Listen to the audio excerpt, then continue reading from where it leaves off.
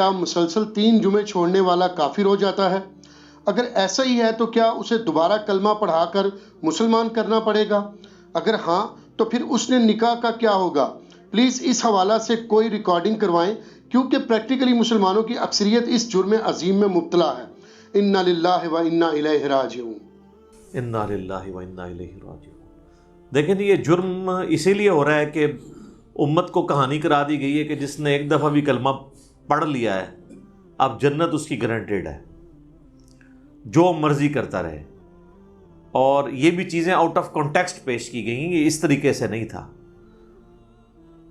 صحیح بخاری کی حدیث ہے، نبی صلی اللہ علیہ وآلہ وسلم نے فرمایا میری پوری امت جنت میں جائے گی سوائے اس کے کہ جس نے جنت میں جانے سے انکار کر دیا۔ تو پوچھا گیا کہ من ابا یا رسول اللہ، کس نے انکار کیا؟ تو آپ نے فرمایا کہ جس نے میرا حکم مانا وہ جنت میں جائے گا، اور جس نے میری نافرمانی کی اس نے جنت میں جانے سے انکار کر دیا۔ باقی وہ بات الگ ٹھیک ہے، بخاری اور مسلم میں حدیث ہے کہ نبی صلی اللہ علیہ وآلہ وسلم بار بار دوزخ کی طرف جائیں گے، اللہ تعالیٰ ان کے لیے تعداد مقرر کرے گا، اللہ کے اذن سے آخر میں اس شخص کو بھی جنت سے دوزخ سے نکال کے جنت میں لے آئیں گے کہ جس کے دل میں رائی کے دانے کے برابر بھی ایمان ہوگا۔ لیکن یہ کون سوچ سکتا ہے کہ کتنا عرصہ اس کو وہ جہنم میں وہ پیریڈ گزارنا پڑے گا۔ اللہم اجرنا من النار۔ یہاں تو کہہ دیتے ہیں جناب ایک پھیرا لگے گا، آپ کو پھیرے کی لینتھ کا ہی نہیں پتا۔ ہم لوگ تو 5 سے 10 سیکنڈ کے لیے موم بتی کے فلیم کے اوپر نہیں ہاتھ رکھ سکتے۔ دنیا کی آگ، اور بخاری اور مسلم دونوں میں حدیث ہے کہ آخرت کی آگ جو ہے وہ دنیا کی آگ سے 70 گنا تیز ہے۔ تو یہ بات کر دینا بڑا آسان ہے۔ اچھا آپ اس کو دنیا میں اگر کسی کو پریکٹیکلی امیجن کروائیں نا تو وہ کانپ اٹھے گا۔ اگر کسی کو آ جائے نا کہ تمہیں ایک جمعے کی نماز چھوڑنے پر، یا ایک فجر ظہر اثر مغرب کی چھوڑنے پر، فجر چھوڑنے پر فجر سے لے کر ظہر تک ایک 10 بائی 10 کے کمرے میں رکھا جائے گا جس میں 100 کوبرا سانپ ہوں گے، 100 بچھو ہوں گے اور 100 اژدہے ہوں گے، بس صرف فجر سے ظہر تک تم نے وقت گزارنا ہے ایک نماز چھوڑنے پہ، تو وہ کانپ اٹھے گا اس تصور سے ہی، کیونکہ اس کو امیجن کر سکتا ہے۔ آخرت چونکہ دیکھی نہیں ہے تو وہ کہتا ہے بس ٹھیک ہے دیکھی جائے گی انشاءاللہ تعالیٰ، جو کچھ بھی ہے تیرے محبوب کی امت سے۔ تو جمعے کا معاملہ تو بہت سینسٹیو ہے۔ جمعے کی آپ اہمیت کا اندازہ اس بات سے لگا دیں کہ جمعے کی نماز کے اوپر ایک پوری سورت ہے، اس کا نام ہی سورۃ الجمعہ ہے، سورت نمبر 62 پارہ نمبر 28 میں، اور اس میں باقاعدہ اللہ تعالیٰ نے جمعے کی فرضیت کا ذکر کیا ہے۔ اعوذ باللہ من الشیطان الرجیم، بسم اللہ الرحمن الرحیم۔ یا ایہا الذین آمنوا اذا نودی للصلاۃ من یوم الجمعہ، اے ایمان والو جب ندا دی جائے، اذان دی جائے جمعے کے لیے، اس کی نماز کے لیے جمعے کے دن، فاسعوا الی ذکر اللہ، تو جلدی سے لپکو اللہ کے ذکر کی طرف، وذروا البیع، اور تجارت چھوڑ دو، ذالکم خیر لکم ان کنتم تعلمون، اسی میں تمہاری خیریت ہے اگر تم جانتے ہوتے۔ فاذا قضیت الصلاۃ، ہاں جب نماز پڑھ چکو، فانتشروا فی الارض وابتغوا من فضل اللہ، اس کے بعد تم زمین میں پھیل سکتے ہو اور اللہ کے فضل کو تلاش کرو۔ یعنی صرف جمعے کے اس ٹائم پیریڈ کے لیے آپ نے کاروبار زندگی کو ترک کرنا ہے۔ وَاذْكُرُوا اللَّهَ كَثِيرًا لَعَلَّكُمْ تُفْلِحُونَ، اور اللہ کو بہت کثرت سے یاد کرو تاکہ تم فلاح پا جاؤ۔ تو جمعے کی فرضیت قرآن میں آئی ہے، اس سے آپ اس کی اہمیت کا اندازہ لگا سکتے ہیں۔ باقی جتنی نمازوں کا ذکر ہے وہ جنرل ہے ان کی فرضیت کے اعتبار سے، یا ایون سورۃ النور کے اندر صلاۃ الفجر اور عشاء اور ظہر کا ذکر آیا ہے تو وہ پردے کے اعتبار سے آیا ہے۔ فرضیت کا جہاں تک ذکر ہے نا اسپیسیفکلی وہ جمعے کی نماز ہے، اسی لیے اس کی سب سے زیادہ امپورٹنس ہے۔ اور جمعے کی بھی نماز کی امپورٹنس نہیں ہے، جمعے کی اس ایکٹیویٹی کی امپورٹنس ہے۔ نماز تو اللہ تعالیٰ نے اس دن ویسے ہی کم کر دی ہے، 4 کی بجائے 2 فرض کر دی ہیں۔ خطبے کی امپورٹنس ہے، اور یہ مسلمانوں کی ایک ویکلی پولیٹیکل گیدرنگ ہے، اور سالانہ پولیٹیکل گیدرنگ مسلمانوں کی عید کی نمازیں ہیں، اور انٹرنیشنل گیدرنگ سالانہ جو ہے وہ حج کی گیدرنگ ہے۔ یہ یعنی جمعے کے خطبے اس لیے نہیں ہے کہ یہاں پہ آپ نے لوگوں کو یعنی نکاح، طلاق اور استنجے کا طریقہ، یہ ساری چیزیں بتانی ہیں اصل میں پولیٹیکل ایشوز کو ایڈریس کرنے کے لیے، تاکہ لوگ ایک پیج کے اوپر آئیں مسلمان۔ اسی لیے جمعے کی گیدرنگ ایک شہر میں ایک سے زیادہ ہونی بھی نہیں چاہیے۔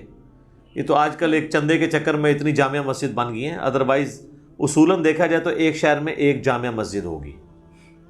ایران میں آپ چلے جائیں، تہران میں ایک جگہ جمعہ ہوتا ہے اور 15 سے 20 لاکھ لوگ ایک جگہ جمعہ پڑھ رہے ہوتے ہیں، اور ایران کا پریزیڈنٹ جمعے کا خطبہ دیتا ہے۔ یہاں پہ بھی ہمارے پرائم منسٹر کو فیصل مسجد میں خطبہ دینا چاہیے۔ تو آپ دیکھیں پھر کس طریقے سے قوم ایک جگہ جمع ہوتی ہے۔ ہم تو ایک قوم بھی نہیں اسی وجہ سے۔ بہرحال یہ الگ سے ایک ٹاپک ہے۔ جمعے کی فرضیت کے اعتبار سے سورۃ الجمعہ کافی ہے۔ بخاری اور مسلم دونوں میں حدیث ہے، نبی صلی اللہ علیہ وآلہ وسلم نے فرمایا کہ اگرچہ ہم سب سے آخر میں آئے ہیں لیکن قیامت والے دن ہم سب سے سبقت لے جائیں گے، یہود و نصارہ سے بھی۔ پھر نبی علیہ السلام نے اس کی ریزن بتائی کہ اللہ تعالیٰ نے جمعے کا دن یہودیوں پر پیش کیا، انہوں نے اس کی قدر نہیں کی، انہوں نے ہفتے کا دن اپنے لیے چوز کر لیا۔ پھر نصارہ پہ پیش کیا، انہوں نے اس کی قدر نہیں کی اور اتوار کا دن انہوں نے چوز کر لیا۔ پھر اللہ نے ہماری رہنمائی کر دی جمعے کے دن کے لیے۔ اچھا، نبی علیہ السلام نے اس کو اللہ کی طرف منسوخ کیا کہ اللہ نے ہمارے لیے رہنمائی مقرر کر دی کہ ہم جمعے کی طرف متوجہ ہوئے۔ اور پھر نبی صلی اللہ علیہ وآلہ وسلم نے فرمایا کہ قیامت والے دن، یعنی اس جمعے کے دن کے تحفے کو ایکسیپٹ کرنے کی وجہ سے قیامت والے دن ہم سبقت لے جائیں گے، یعنی سب سے پہلے جنت میں جانے والے نبی صلی اللہ علیہ وآلہ وسلم کے امتی ہوں گے انشاءاللہ تعالی۔ اللہم اجعلنا منہم، آمین۔ صحیح مسلم میں ایک حدیث ہے کہ نبی صلی اللہ علیہ وآلہ وسلم نے فرمایا کہ جمعے کا دن باقی تمام دنوں کا سردار ہے۔ اسی دن آدم علیہ السلام پیدا ہوئے، اسی دن وہ جنت میں داخل کیے گئے، اسی دن جنت سے نکالے گئے اور اسی دن قیامت قائم ہوگی۔ ایک اور حدیث ہے بخاری اور مسلم دونوں میں، نبی صلی اللہ علیہ وآلہ وسلم نے فرمایا کہ جمعے کے دن ایک گھڑی، ایک لمحہ ایسا آتا ہے کہ اس گھڑی میں جو اللہ سے خیر مانگی جائے نا، اللہ تعالیٰ وہ خیر عطا فرما دیتا ہے۔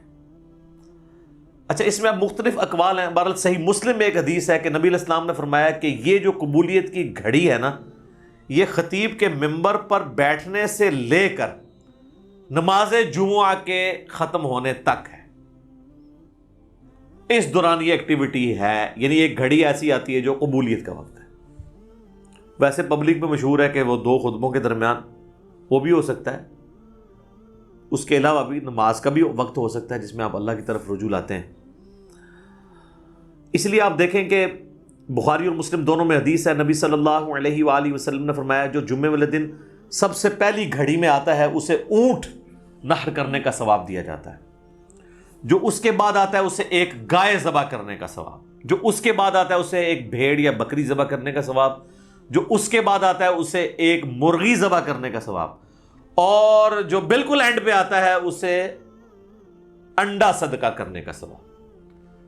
اور پھر اس کے بعد الفاظ ہے کہ اس کے بعد فرشتے رجسٹر بند کر دیتے ہیں جب خطیب ممبر پہ چڑھ جاتا ہے، یعنی یہ ساری گھڑیاں خطیب کے ممبر پہ چڑھنے سے پہلے ہیں۔ اور پھر فرشتے جو ہیں وہ بھی الذکر سننا شروع کر دیتے ہیں۔ الذکر یعنی جو خطیب خطبہ دے رہا ہے، بشرطے کہ وہ ذکر ہو، کہانیاں نہ ہو۔ الذکر تو پھر سر یہی ہے، انا نحن نزلنا الذکر وانا لہ لحافظون۔ صحیح مسلم میں حدیث ہے کہ نبی علیہ السلام کے جمعے کا خطبہ جو ہے وہ قرآن ہی ہوا کرتا تھا۔ 4 حدیثیں اوپر تلے۔